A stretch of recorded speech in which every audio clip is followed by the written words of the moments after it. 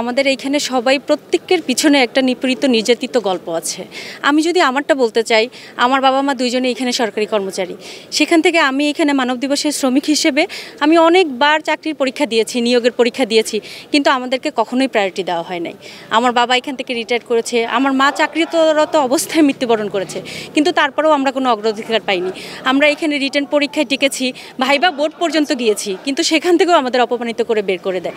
আমরা এখান থেকে কোনো রকম কোনো ধরনের কোনো অধিকার পাই না, কোনো সুবিধা পাই না।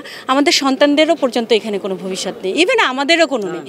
মানব দিবসে থেকে আমরা যে একটা ভবিষ্যৎ নিশ্চিত করব সেখানে আমাদের এখানে কোনো রকমের কোনো নিরাপত্তা আমাদেরকে দেয় না। যে আমরা আজকে আছি কালকে নেই, তাহলে আমাদের ভবিষ্যৎটা কোথায় গিয়ে দাঁড়াবে, আমাদের সন্তানদের ভবিষ্যৎটা কোথায় গিয়ে দাঁড়াবে। সেজন্য আমরা চাচ্ছি যে আমাদের মাস্টার রোলের রুলসের আন্ডারে এনে আমাদেরকে যেন অ্যাটলিস্ট পার্মানেন্ট স্থায়ীভাবে আমাদের একটা ভবিষ্যৎ গড়ে দেওয়া হয়।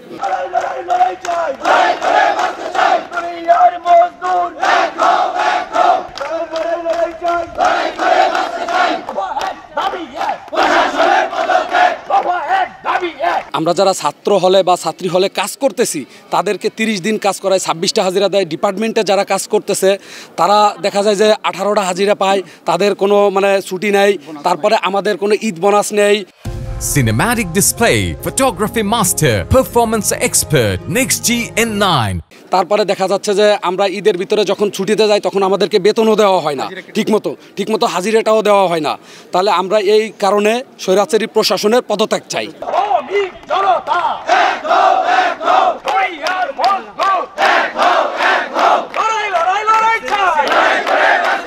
সরকারি নীতিমালায় সব জায়গায় মাস্টার রোল নামে এই শ্রমিকদের কাজ করানো হয়, কিন্তু আমাদের এই প্রশাসন তারা একটা দুর্নীতির মাধ্যমে, সিন্ডিকেটের মাধ্যমে এই মাস্টার রোল প্রথা আমাদের আগে ছিল, ওটা ভেঙে দিয়ে এখন নাম দিচ্ছে মানব দিবস, যাতে করে তারা আরও অধিক দুর্নীতি করতে পারে, আমাদের উপর অত্যাচার নিপীড়ন করতে পারে। এই জন্য মানব দিবস নাম দিয়ে, যেটার কোনো ভিত্তি নাই।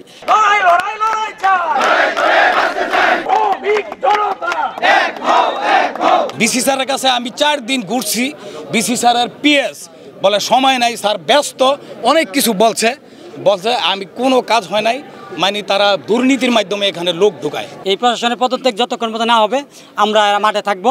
পরবর্তীতে প্রয়োজনে আরো কঠোর আন্দোলনে আমরা ডাক দিব।